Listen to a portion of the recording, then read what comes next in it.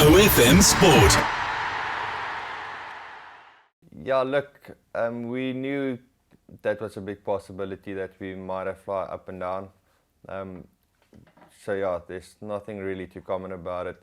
It's not ideal for the bodies, but it is. At least we had some time to get out and walk around and get loose, and just had some nice steak, to be fair.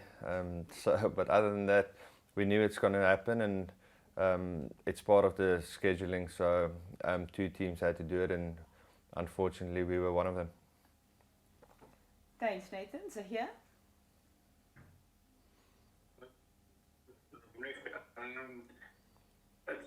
It's bizarre. You only played in New Zealand once, ODI your entire career.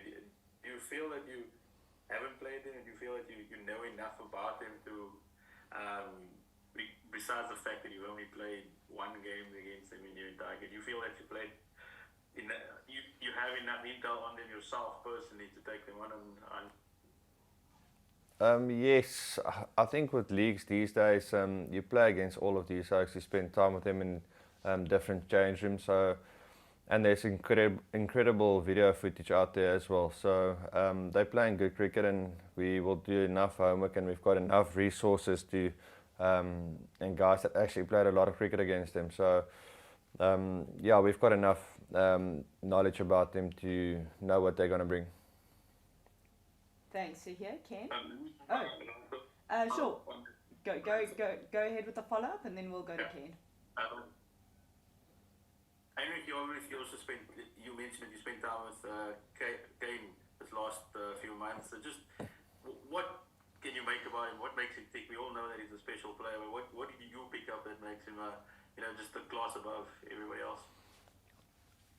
I think his patience and the way he reads the game is incredible.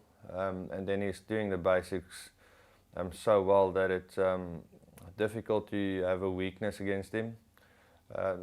His knowledge of the game and the way he plays situations is just incredible, and obviously the guy's got incredible hands and heaps of talent. That's why he's one of the world's best. Thanks. So here, Ken.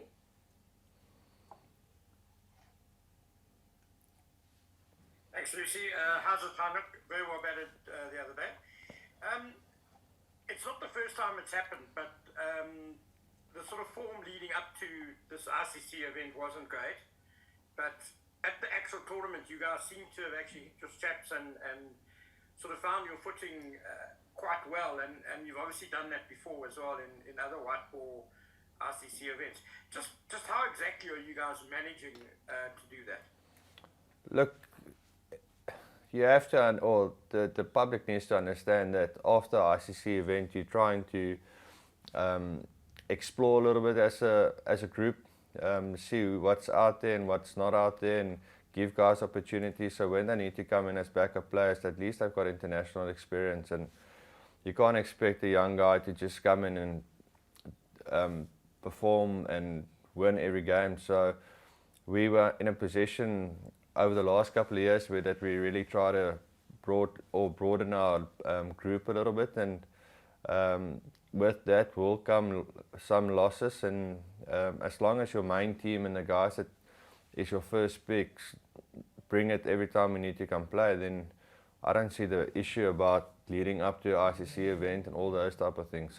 You have to explore a little bit, and unfortunately the cricket is in such a position where some guys need to have rest as well. We've got 7 Oaks in the one-day team that plays all 3 formats. So if you don't give them a break, sometimes they're going to break down and you're going to miss Oaks for 6 months. So we'd rather take a loss and give Oaks experience than losing guys for 6 months. Thanks. Ken, on Gama? Thanks, Lucy. Classy, just a quick question on the scheduling that you touched on earlier. What is the difference, between a side that goes into the knockout stages, or any game actually, that they are coming in a bit fresh as compared to guys who have been traveling as much as you guys have, in this competition? Just from a mental or physical point of view, what is the difference between the two? Look, we haven't really traveled a lot in this competition. It was obviously just a crazy 18 hours, to be fair. But both of the teams that's playing in Lahore, they played a game and they had to travel 6 hours after the game.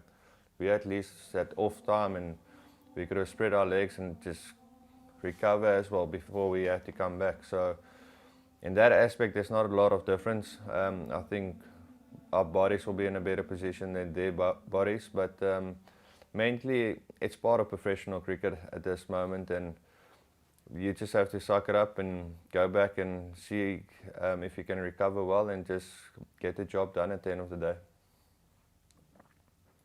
Thanks, Ungama. Johan? Hi, Heinrich. You said when you guys in Dubai got out, is that in Pakistan you're restricted to the hotel? Yes, obviously for security reasons we're only allowed to eat or to be in the hotel. We can't really go out. I know some teams are allowed to play golf, but I think that's the only activity outside the hotel that we can do. Thanks, Johan, for those. How's it, Heinrich? I don't know if you used your 18 hours in Dubai to watch that game between India and New Zealand, but I'm just wondering if it looks as though conditions in Dubai are pretty different to what you've had in Pakistan. And are you happy at playing a semi-final in Pakistan? Or, obviously you may still have to go to Dubai, but just how do you think those conditions differ? And are you quite pleased to be playing New Zealand there? Yeah, look, we definitely use our 18 hours not to really watch cricket. I know the coaching staff did, or some of them. Look, to win this tournament, you're going to have to beat two very good teams. If it's in Pakistan or in Dubai, the conditions are quite different. The conditions in Pakistan are quite nice to bat on, so the bowlers are a little bit have the harder job to do. But same in India, or not in India, in Dubai. The wicket is just slow, but you still have to play good cricket. So regardless where we wanted to play, you still need to go beat two good teams. And if we beat New Zealand and India beats Australia, we still have to go beat India there. Or if Australia beats them, you still have to beat a good Australia team to win this trophy. So regardless where you play around the world, you just have to play good cricket. Thanks. And Heinrich, can I ask you? Oh, yeah, go ahead, Fido. Sorry. I saw that after the England game there was some comments about you had a chat with Rob Walter about wanting to be the best in the world, and that's like a thing that I guess you can say. But when you said that, or when you guys spoke about it, what did you have in terms of a plan, in terms of how you felt you would be able to become that? And I mean, do you feel you're close? Do you feel there's something you still need to add? For me, it's just closing out games. I haven't done that. I've done well to get the team in a good position and to win games, but I haven't closed it out and have the red ink behind my name. Even the game against England needed 6 runs and I tried to finish it off and went out. So I'm playing the situations very well that needed to be played, and so I'm not far off. It's just about getting that red ink and making sure I take the team across the line. Thanks, Fidos. We're going to take a follow-up from Nathan, then go Percival. Thank you again, Lucy. Heinrich, the legendary Del Steyn spoke highly of you, especially in that post-match interview in the last game. I've looked at your stats over the last 4 years, roughly. How have you enjoyed your time playing for the Proteas the last 4 to 5 years? Look, it's always an honour to play for your country. So even my first game to the last game, it's always an honour, and it's always nice running out with your mates and try to beat the best teams in the world. So still enjoying it. That's why I'm here. The day that I don't enjoy it anymore, I won't be sitting here. So at this moment, it's still good, and hopefully we can do something special this in a couple of days' time. Thanks, Nathan. Percy? Thank you, Lucy. Lucy, I'm willing to work until the end for Afrikaans if you want to do another round of English. No problem. We're going to go Kanyiso, then Ken. Thank you very much, Mr. Heinrich. Good afternoon from us, good evening from yours. Heinrich, just tell us more about just playing in Lahore and the different challenge that comes with the Gaddafi Stadium. It has been the highest scoring ground, and it's been friendly to both teams batting first and chasing. yeah, look, like I said before, Pakistan conditions has been quite good to bat on. It's quite chilly, so I think the ball will swing a little bit more, especially in the next 2 days. Doesn't look like it's going to rain. I think there was rain forecasted for today. So other than that, it's just good cricket and good skill that needs to be applied from the bowler side and from the batting team as well. So yeah, it's a nice place to bat, and the moment you get a little bit of rhythm, it's similar to Indian wickets. When you have a little bit of rhythm on these wickets, then you can go through a nice patch. Thanks. Can you saw Ken? Heinrich, I was just saying that there was a time not that long ago when it was a big deal for the Proteas to make a knockout game in an ICC event. You guys have done it a few times now, though. Is it becoming more familiar for you guys, or is it still, a very nervous sort of build-up to the semi-final?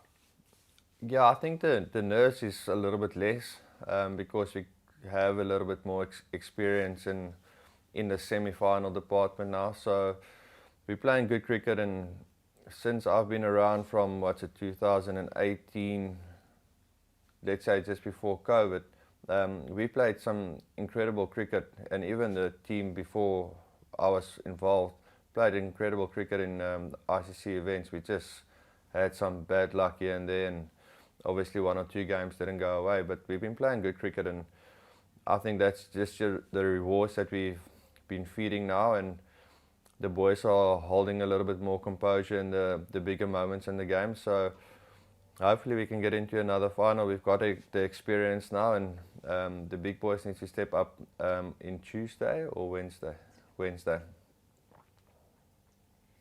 Thanks, Ken. We're going to go Johan, then Neil, and then we're going to wrap with 1 or 2 Afrikaans questions from Percy. Go ahead, Johan.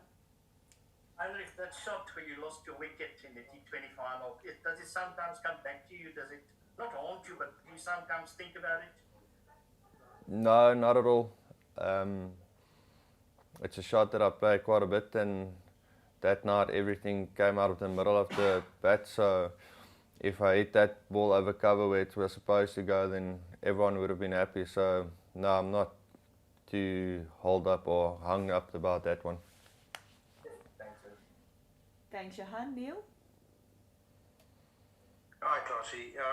I half wondered whether Rex would have kept the gloves in the last game if you had an elbow injury.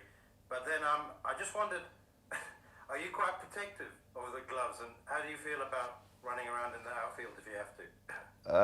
With the elbow injury, I think it's actually worse to be in the field, because the moment I dove on it, it's quite sore still. So with the gloves, you don't have to dive too many times if the bowlers hit their mark. So you maybe have to dive one or two times, but in the field, I'm the character. I'm gonna give everything on the field. So you don't want unnecessary do stupid things, if I can say it in those words, on the field. But yeah, the gloves, according to me, I'm the #1 keeper, so every time I'm fit, then I will take the gloves.